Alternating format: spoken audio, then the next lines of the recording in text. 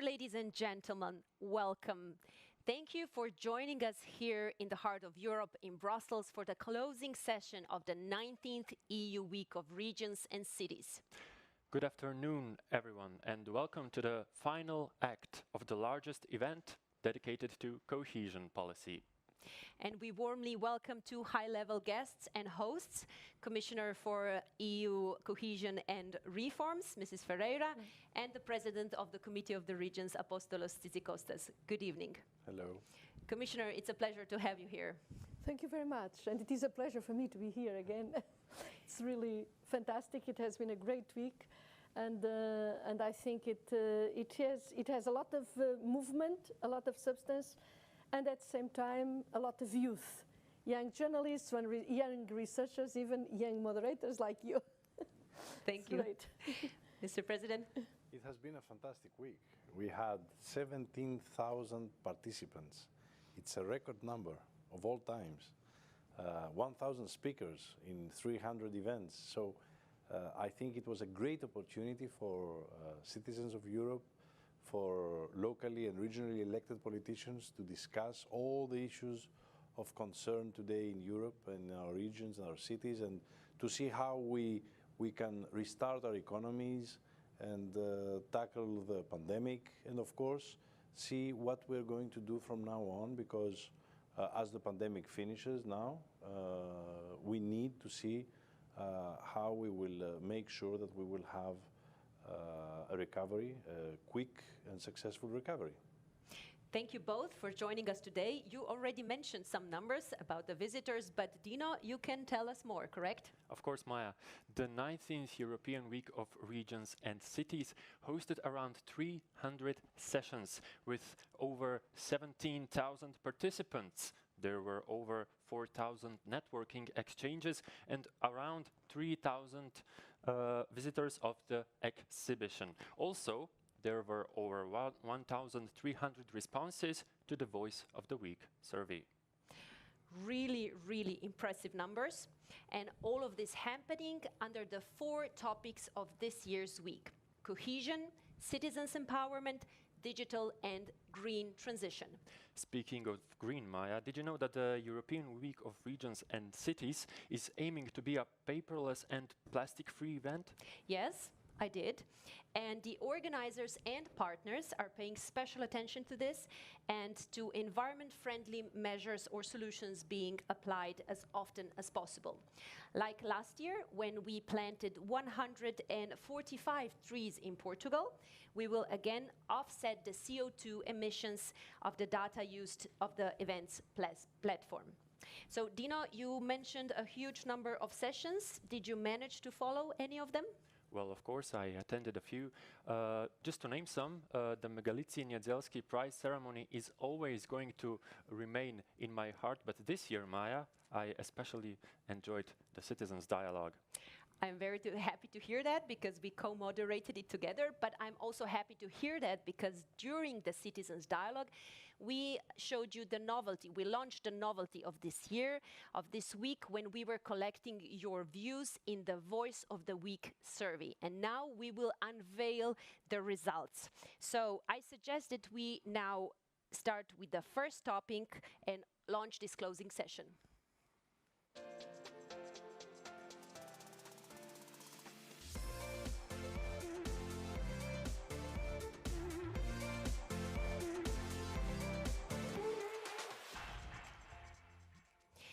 Let's look at the video. Let's look at what was happening during the week. How to ensure cohesion from emergency to resilience.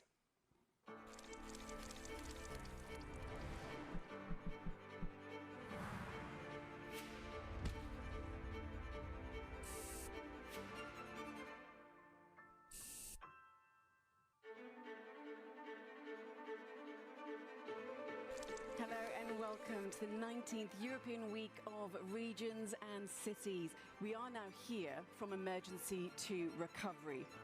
Es un hospital móvil único en Europa. Su misión es reducir las desigualdades de acceso a la asistencia sanitaria en casos de emergencia. La politique de cohésion, en réalité, a fait la preuve de sa capacité à répondre aux crises.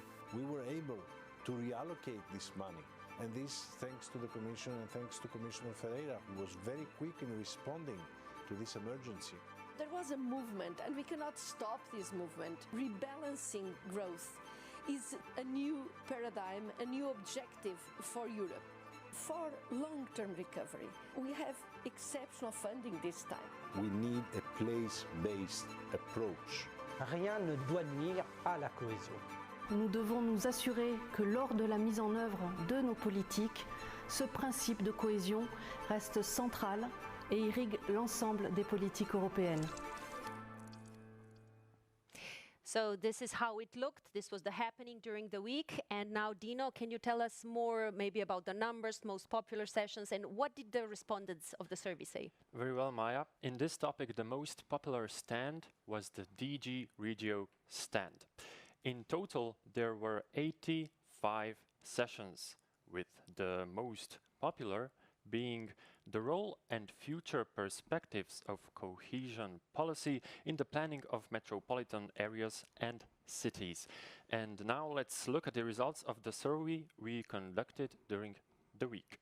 In our survey, we firstly asked the basics, whether people were aware at all that the EU cohesion policy is facilitating the recovery after the COVID-19 pandemic.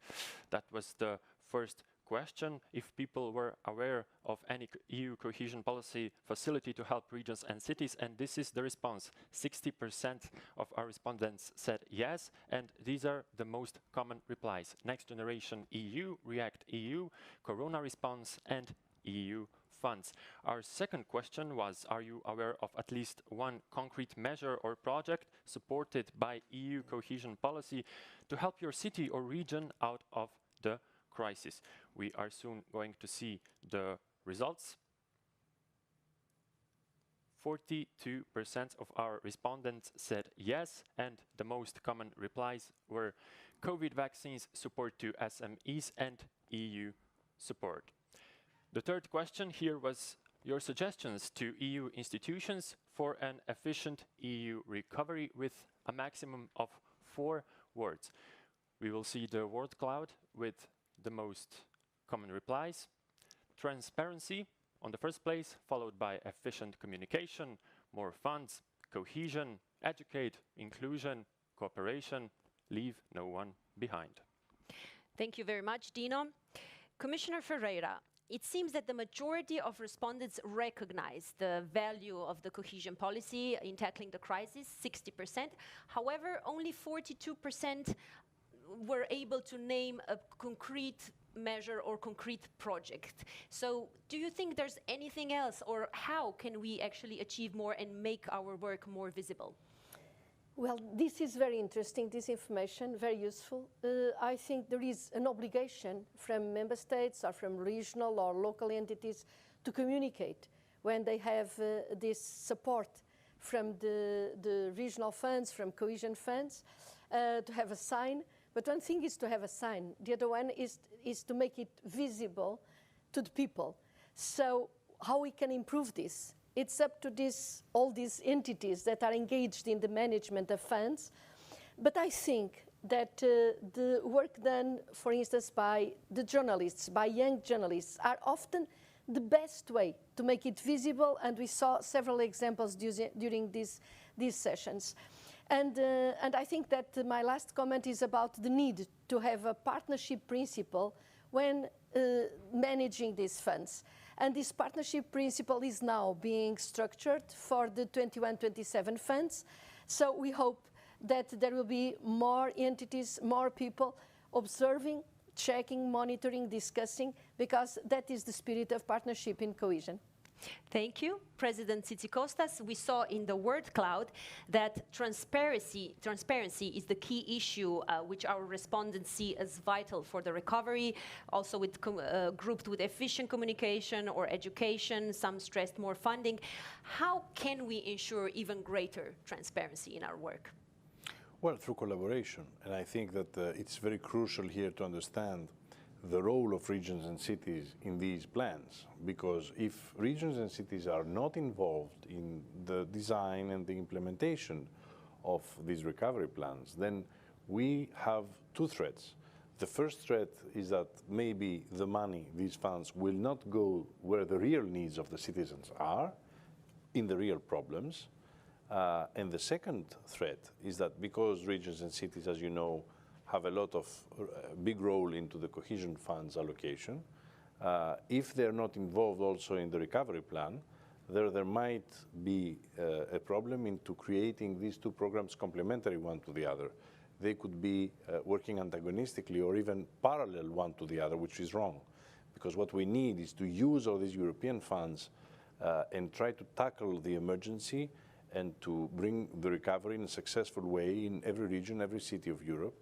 But in order again to do that, member states, governments, national governments need to follow what the Commission has told them several times, and I want to thank Elisa Ferreira for her dedication in this aspect. The Commission has told the governments that they need to consult regions and cities in the recovery phase, otherwise there is a big risk of failure. Thank you very much. And now let's move on to our next topic, green transition for a sustainable and green recovery.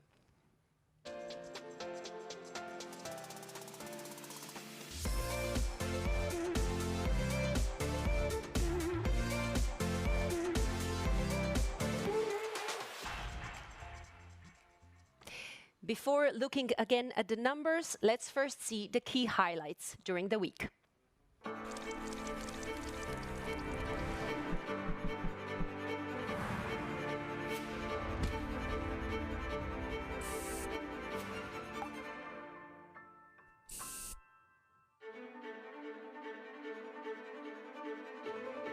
We really need to go for a green economy. It's not going to be easy though, because it will take a lot of changes.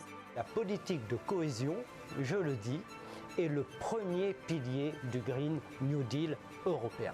It is honestly very difficult to think green when in fact people have to think about existential issues. How can the EU make sure that this will be a fair transition? In very specific areas where you expect or you fear that there will be a massive impact, then you have the Just Transition Fund. We are suffering all over Europe of a massive brain drain because when there is a crisis, imbalances increase. Do no harm to the environment, do no harm to cohesion.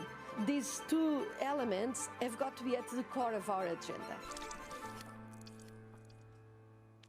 This was the Green Pulse of the week, and now back to Dino for some statistics and the results of the survey. Of course. In the green topic, the most popular stand was CINEA, funding a greener future for Europe.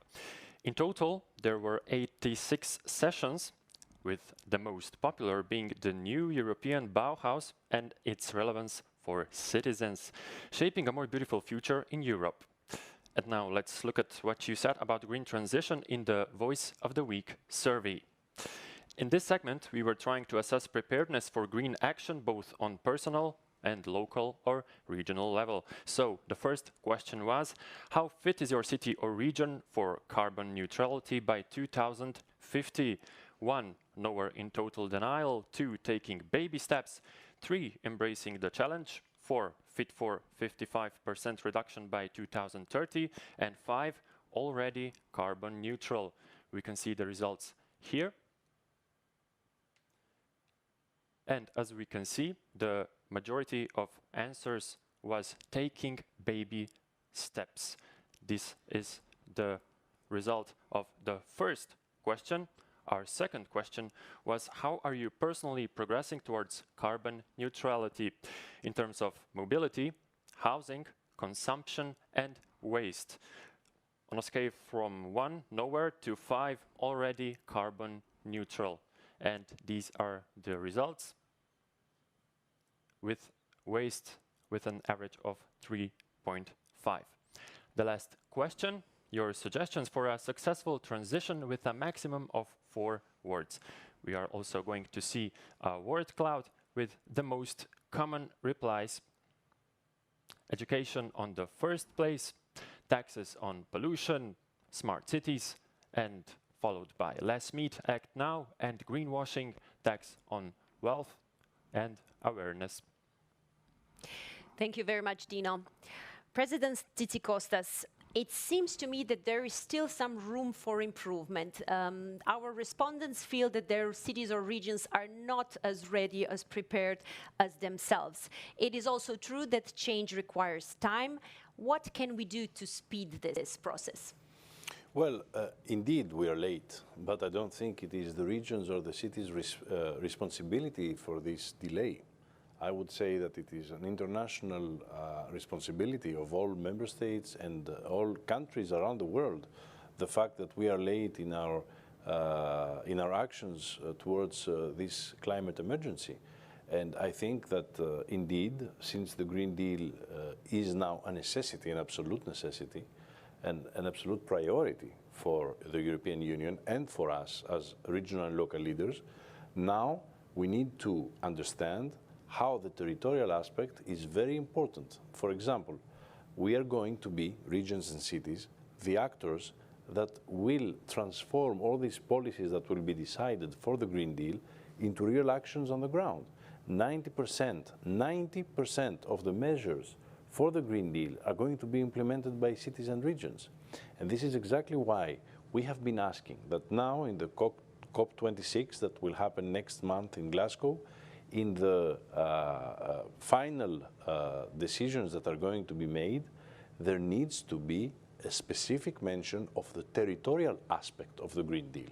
Because without regions, without cities, nothing can happen in the changing of our attitude and in the implementation of the Green Deal on the ground. Thank you. And indeed, we each of us needs to take their own share of responsibility. And when it comes to this responsibility and people's suggestions for the transition, they seem to be very different, Commissioner Ferreira. There was education, but some ideas are even opposing. Some want more top-down approach, political decisions. Others want more citizen awareness and individual initiatives. What is then the right path to take? I think the first, the most voted name was education. And education and information together, I think they are at the core. Because you cannot do something that is top-down or something that is just bottom-up. Because a lot of the investments or projects that are at the local level, that have a big impact at that level, they may be determined at the central level, like a highway or a railway. So you have got to mix the two aspects. What you have to do is a place-based kind of approach. And I think it was very interesting, and it will improve with time as we put all these funds, in practice, as we start seeing how much job opportunities and development opportunities can lie in, for instance, a renovation wave of all the buildings, in redoing all the management of the traffic system in a town through artificial intelligence, a lot of digital, but it can help a lot. How we can in fact change in practical terms in our choices, because the Green Deal will make us change everything, the way we commute, the way we live, the way we heat our houses, the way our choices are as consumers, and of course for this there must be awareness, and then there must be the instruments, right instruments that deliver it. But I think we have all the possibilities to have a great success with this commitment from Europe. And of course, as President Tzitzikostas just mentioned, it's very important that the rest of the world follows. So let's see what Glasgow delivers.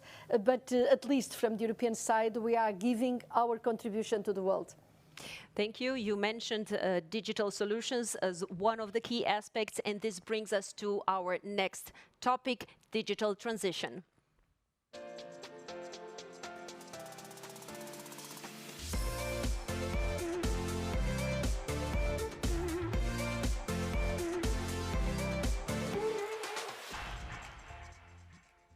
How to ensure digital transition in service of the people.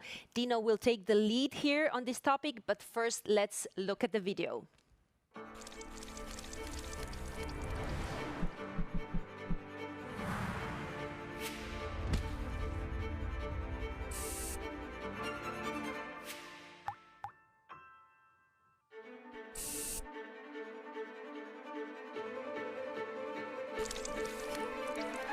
The COVID-19 has accelerated the digitalization of city very, very fast.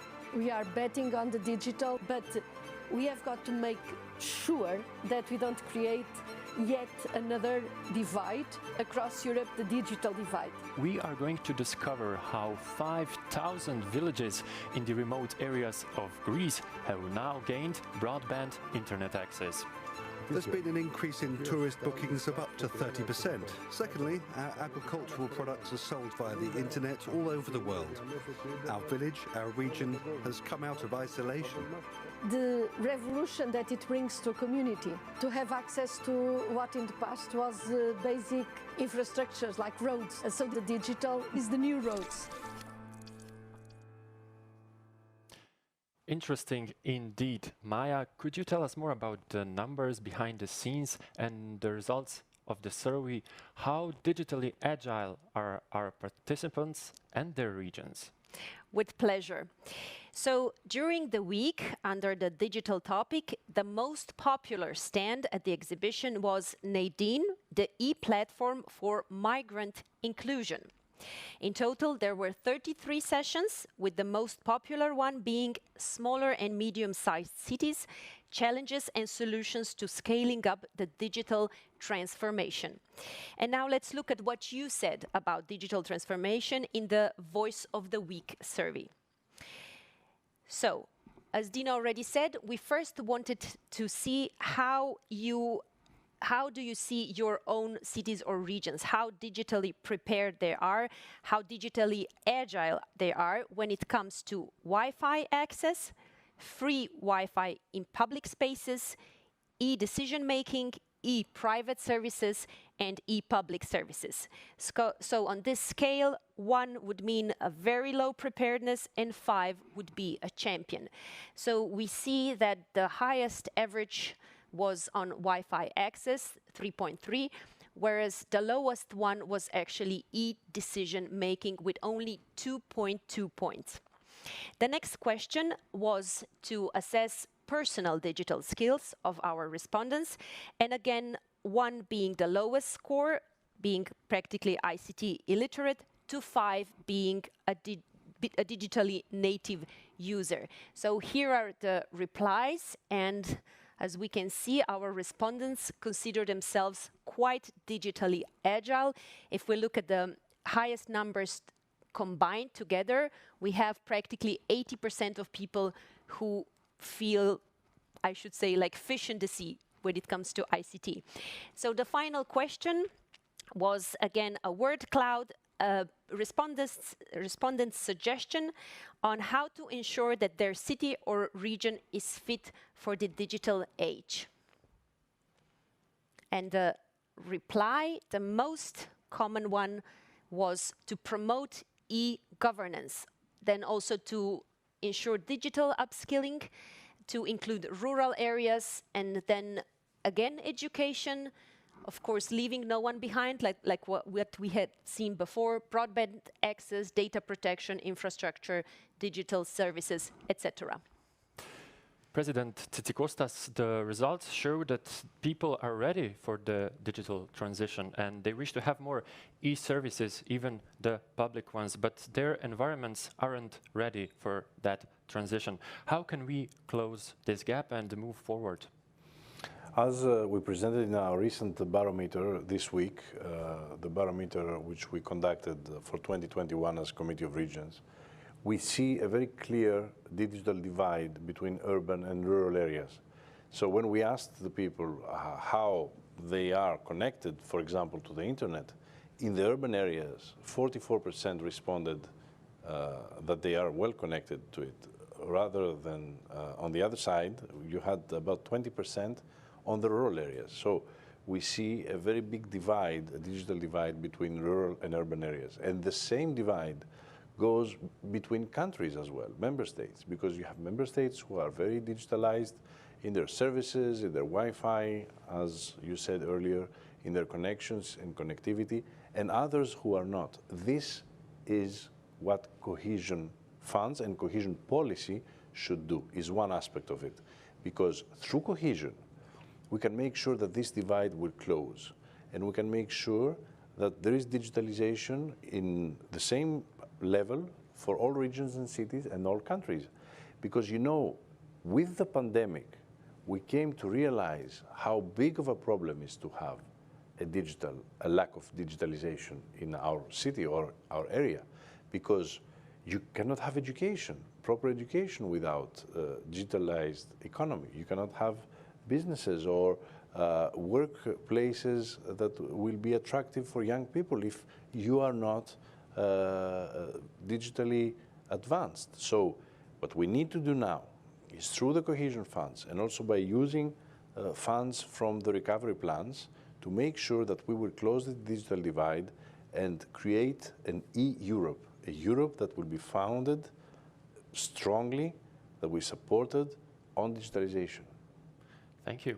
Commissioner Ferreira, as with the green transition, there are many suggestions, from digitalize everything to first improve skills. What can we do to create opportunities but leave no one behind?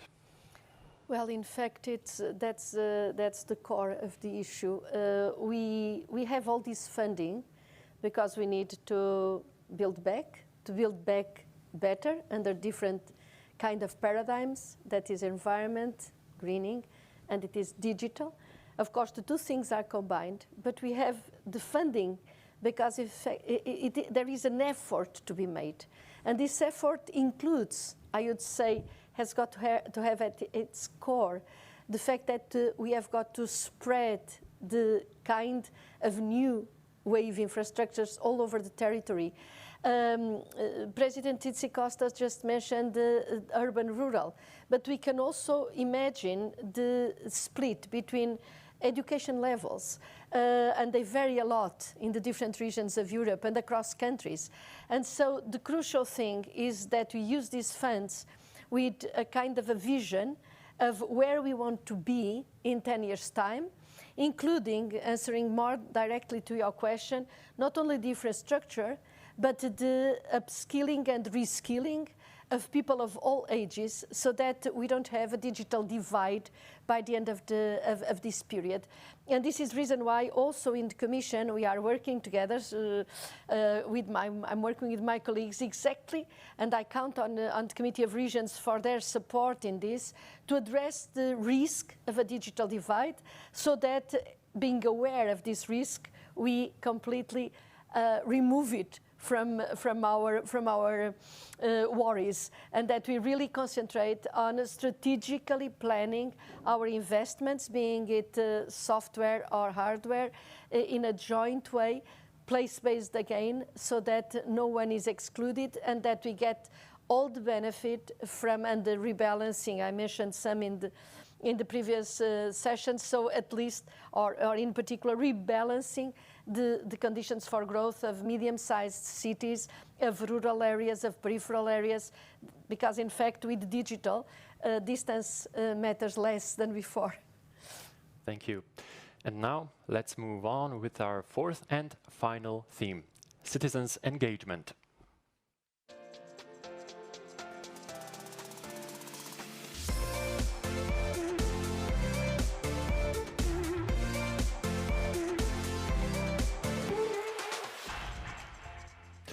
We are going to see our final short video capturing the atmosphere of the week to engage citizens for an inclusive, participative and fair recovery.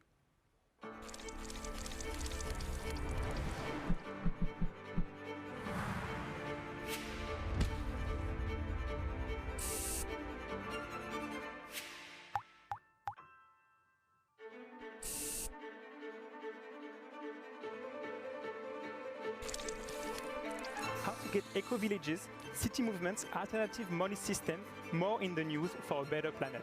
It's a good question, but probably you have the answer. Hello and welcome to Cluj-Napoca, right in the heart of Transylvania, Romania. We are here to talk about participatory budget, one of the most efficient tools in addressing people's needs.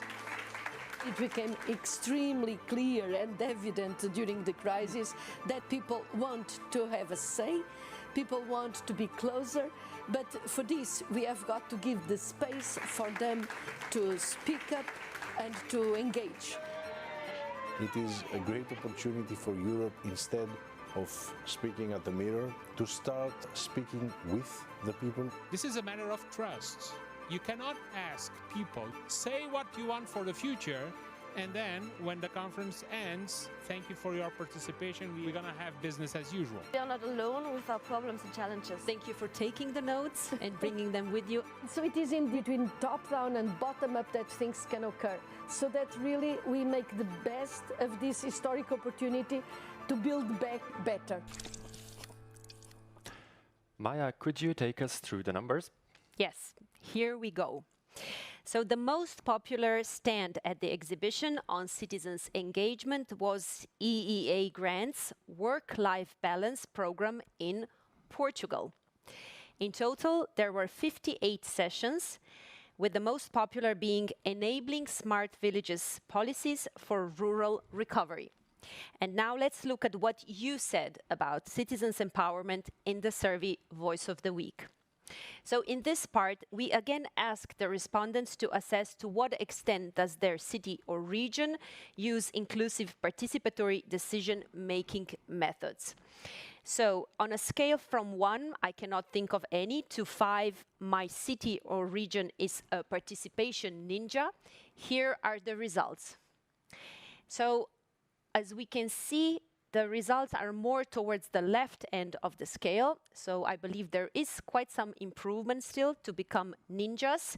So the majority, roughly, I would say, close to 60% are at the very low end of the scale. The next question was a personal question. Have you ever been involved in a charitable or NGO or participatory process? Here, the option was just yes and no. And then we have also asked if the participants would intend to do so in the near future. So I believe that the first one is the outer circle. So 9 out of 10 have already been involved in charitable or participatory processes, and over 70% would be willing to do so again in the future. Quite high numbers. So the final question from the survey were your suggestions for an inclusive, participatory, and fair recovery. Again, through a word cloud. And let's look at the results. Give voice to all. This was the main theme that came out, with some cooperation, mandatory education, again, more transparency, democracy, vox populi, online events, empathy, make it mandatory, involve the schools, etc. Thank you, Maya. Commissioner Ferreira, it seems that the cities and regions are somewhat hesitant when it comes to sharing the decision-making processes. On the other hand, a considerable majority of respondents have personal experience with participatory processes and would absolutely do it again. How can the EU motivate the regions to follow the wishes of the citizens? Well, in fact, as President Tzitzikostas started by saying, we are putting a lot of pressure on member states so that when they prepare their recovery and resilience plans, that they have a sharing of information with citizens. And in particular, when it comes to the 21-27 multi-annual framework, we have a lot of improvements in forcing in, or I would like to say forcing, but insisting that, in fact, there must be an openness in relation to the participation of citizens. Also, it is one interesting aspect is that in the management of the operational programs, as we call it, we have now the more reinforcement of the role of the partners that are sitting in the monitoring committee, and some entities. If the country so suggests, they can even get support to increase their technical capacity so that they can have a very active participation. But I would like just to note that all these changes, they are also, people are also actors. When you decide how to organize the management of the temperature in your house, You can make choices. When you choose the products that you buy, you make choices. And there is a huge energy in people. And I think, in fact, the participation that we just saw, namely of young people, they want to engage, they are engaging, they are changing the political agenda, for instance, in relation to climate. They are really, they are top in digital. So these changes, they need these young people, and they can be actors, they can influence, and I just thank them for being interested in this kind of topics, because it's their future that we are shaping in a way. Thank you. President Tzitzikostas, a remarkable majority, 10 out of 9 people, are willing to dedicate their time either to a charitable or non-governmental organization or participatory processes. It seems that when people truly believe into something, they are willing to dedicate a large portion of their private time to a given cause. How can we better harness this potential and include them in the recovery, which is fair, resilient, green, and digital? Well, we need, first of all, to involve regions and cities, because, again, if we want the citizens' voice to be heard in Brussels, for example, it is cities and regions that can bring this voice here. And it is cities and regions that can bring Brussels into the villages, in the cities, in the regions. We are the level with the most proximity with the citizens and their real needs. And this is why, according to opinion polls that we have conducted, you see that we are the level that is most trusted by the citizens of all other levels of government. This is a clear sign for the European Union that it is now time to have the citizens involved. The citizens want to be involved. Are they involved today? No. Is it their fault? No. Whose fault is it? It's ours. It's the European Union that needs now to decide to make the changes in the way the democratic model of the European Union is functioning in order for the citizens to obtain a role. Their voices need to be heard, and they need to stop feeling left out of this process. They need to feel part of the decision-making process of Europe. And the only actor, it is not NGOs, it is not unions, the only actor that can make the citizens' voice heard are the cities and the regions. And this is why we believe in the Committee of Regions, that through our work, not only do we help the Commission or the Parliament to adopt policies because we are an advisory body, but we believe that we have a very specific political added value. And the added value is that we can bring Europe closer to the citizens and make the citizens being heard here in Brussels. Thank you very much, ladies and gentlemen. This thought brought our closing event to closing. So we only have time now for the final words. President Tzitzikostas, I really liked your word of Europe. I will take this home. What will you take home from this week? What are your main takeaways? I will take home the image that I have of our citizens wanting to be involved in what we call Week of Cities and Regions here, because the fact that we had 17,000 participants is really something that we need to take under consideration. It comes right after a pandemic, a horrible pandemic that divided us, that sent us, basically without any possibility of getting connected other than online. I mean, physical presence was over for a long time. And so now we see how every one of us is wanting to go back to the normal life and be able to meet again, discuss again, get involved again. And so I would say that if there is a message from this European Week of Regions and Cities, is that we need to take very seriously the fact that the people finally want in. And we need to open our doors. We need to open our doors in Europe, our windows, and let fresh air come in, along with fresh ideas and the people. It is the citizens who are the real power of the European Union, and we need to realize that before it's too late. Thank you very much. Commissioner Ferreira, what are the next steps for cohesion policy actions based on the feedback we received today? What is your final message of this week? Well, I would select a couple of ideas. First, definitely place matters.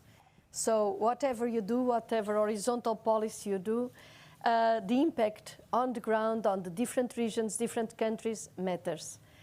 And it matters also when we are talking about how to develop your future, because, and this is my second point, it's important that we see funds not as a means in itself. It's a means, it's not an objective in itself, it's just a means to materialize a vision of development, of a balanced development, of a green development, of a digital development. And so having a vision and making the funds converge to materialize that vision is in itself absolutely relevant. My third idea would be that, that we need to engage people, and people want to be engaged. So we have got an opportunity to build back by bringing, in fact, in reality, people into the motion, into the materialization of where we want to be. And last but not least, I think we have got to be aware of the momentum that we have. We are, in fact, at a very special timing. The economy went down.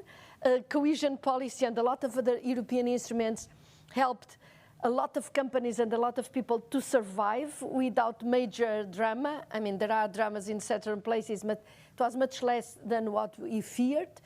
But now it's time to, okay, to open for fresh air and to have a vision, 10 years distance vision, and to bring all this energy and to build back, in fact, to build back better, and better means more green, more digital, and more cohesive.